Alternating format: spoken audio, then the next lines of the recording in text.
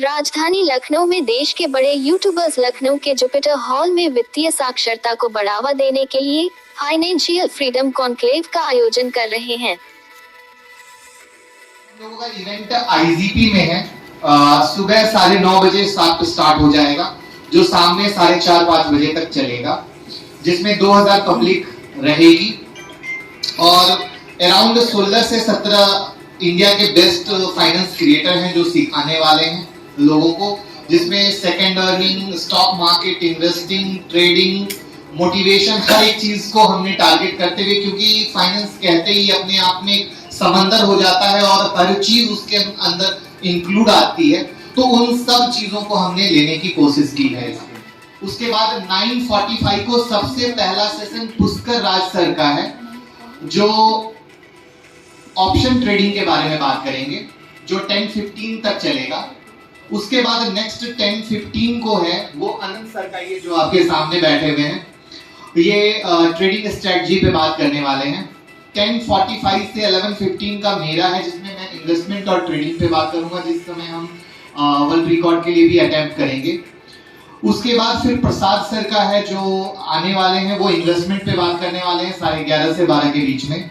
उसके बाद एक फाइनेंस पे पैनल का सेक्शन है, जिसमें काफी सारे लोग रहेंगे, जीसान सर, कंचन मैम, अनुष्का मैम, कुंवर सर, सागर जी, विवेक सर, तो जिसमें फाइनेंस पे हर इंसान अपना अपना व्यू शेयर करेगा। जैसे 10 लोग बात करते हैं तो सबका अपना अपना एक नजरिया होता है, तो उसको एक हम लोग रॉ फुटेज की तरह पब्लिक के सामने प्रेजेंट करने की कोशिश करेंगे, जिससे उन्हें ये लग सके कि ये बात हम ही कर रहे हैं और हम ही हैं जो वहां पर स्टेज पे बैठे हुए, कोई दूसरा है ही नहीं, तो उन्हें एक रियल फील आए। आप सभी को हृदय से धन्यवाद, आभार।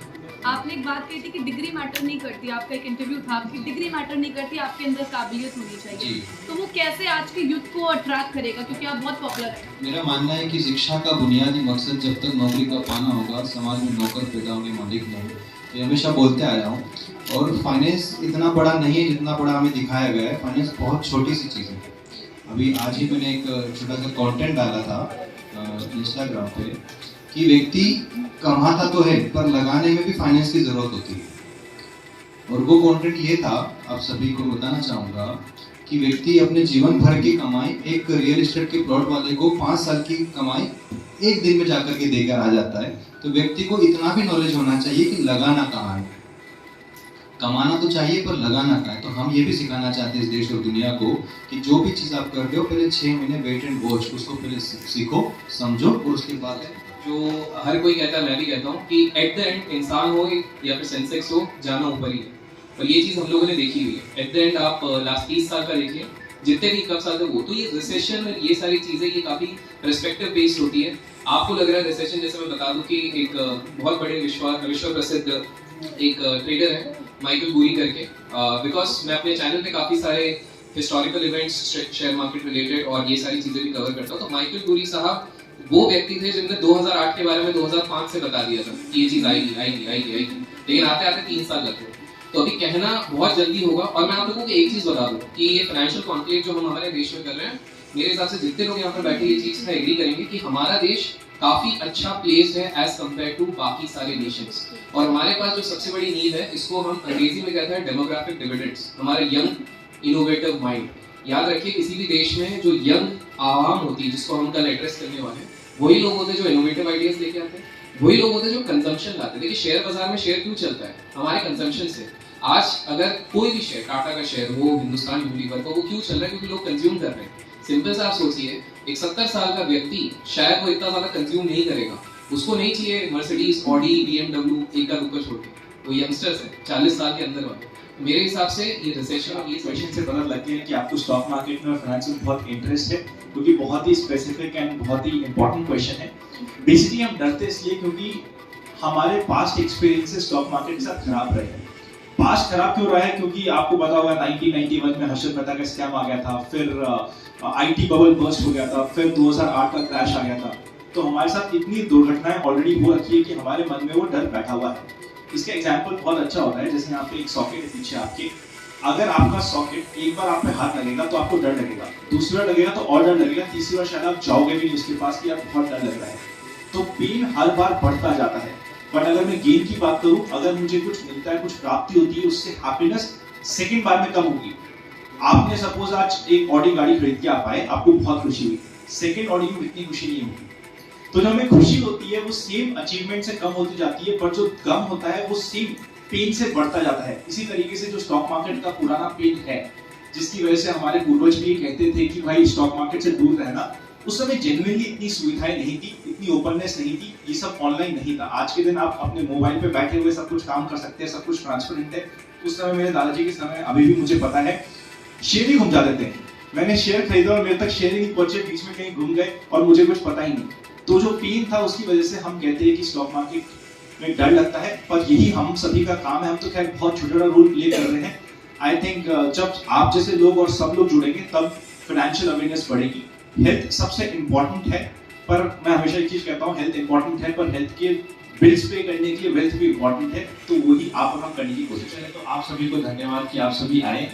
मतलब हम लोग कुछ भी नहीं होते अगर आप लोग नहीं होते। And Mukul sir, thank you so much for having us all. And मैं तो सिर्फ ये कहूँगा, लखनऊ में मैं आया, मैंने इतने इससे ज़्यादा तहजीब वाला शहर नहीं देखा है। मैं जब ट्रेन से भी उतर रहा था तो पहली बार ऐसा हुआ कि मुझे बोला गया कि पहले आप, वरना हम राजस्थान के हैं, हमारे पहले हम होते हैं। यहाँ पे पहले आप बोला तो मुझे तो मज़ा आ गया।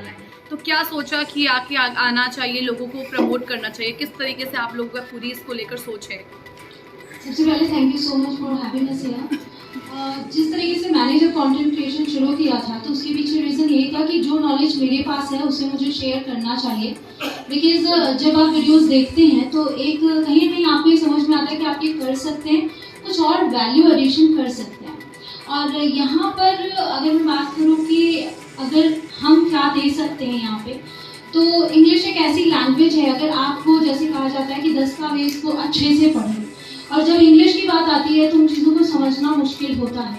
तो मेरा मानना है कि अगर आप किसी लैंग्वेज में, जो लैंग्वेज इंटरनेशनल है, जिसकी ज़रूरत हर जगह है, उस चीज़ को अच्छे से समझते हैं तो ये बहुत ही अहम रोल अदा करता है। कभी भी अगर आपको फाइनेंशियल कहीं इन्वेस्टमेंट करना हो या फिर किसी भी तरीके के दस्तावेज हों, वहाँ पर ये लैंग्वेज बहुत इंपॉर्टेंट है, ताकि आपके साथ कोई चीटिंग ना हो।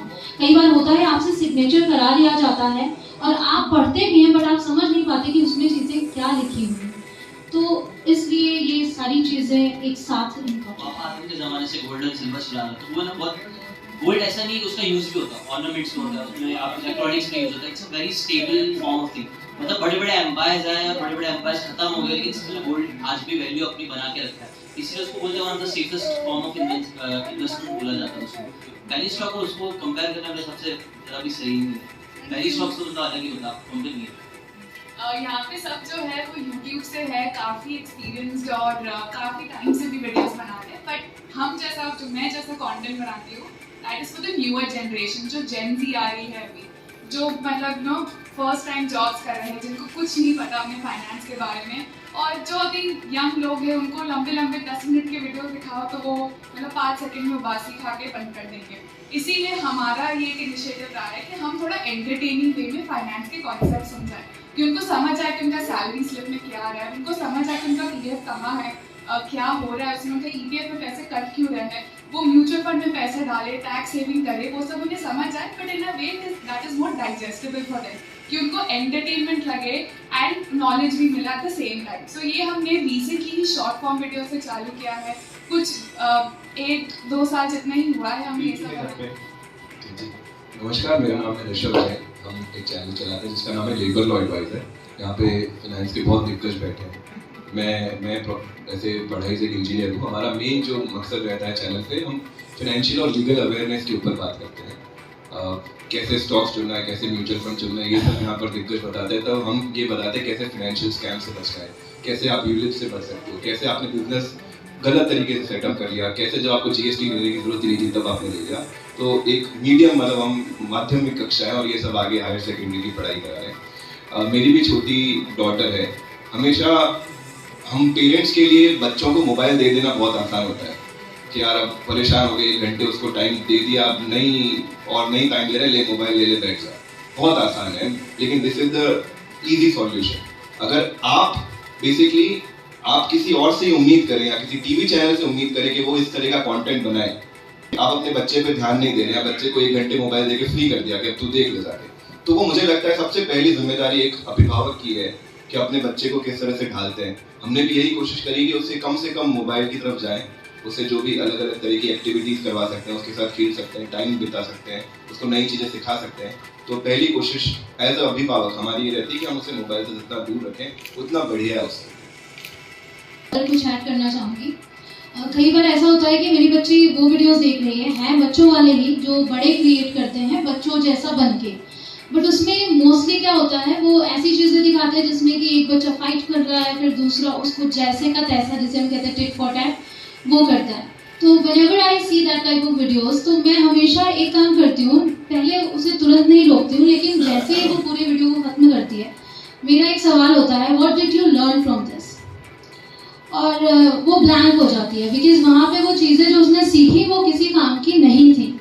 ये मैंने कई बार किया एंड 3 से 4 बार करने के बाद हर बार मैं उसको ये चीज़ बताती थी कि आपका टाइम बहुत प्रेशियस होता है, आप उन्हीं चीज़ों को देखो जिससे आपको सीख सको। कई सारे ऐसे कार्टून चैनल्स भी हैं जो हर बार कुछ ना कुछ सिखाते हैं।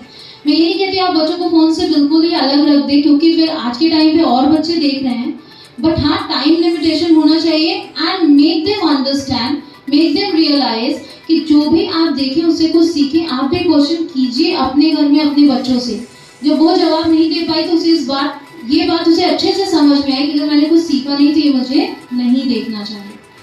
तो आई गेस थोड़ा थोड़ा हम करते हैं, एक छोटे छोटे स्टेप्स होते हैं जो काफ़ी चीज़ें सिखाते हैं आपके बच्चों को भी, और आप भी बहुत कुछ सीखते हैं। और उसके अलावा YouTube Kids एक अलग ही ऐप आता है जो बच्चों के लिए है, जिसमें कि आप कुछ भी अश्लील चीज़ें या वैसे बड़ों वाली चीज़ें नहीं देख सकते।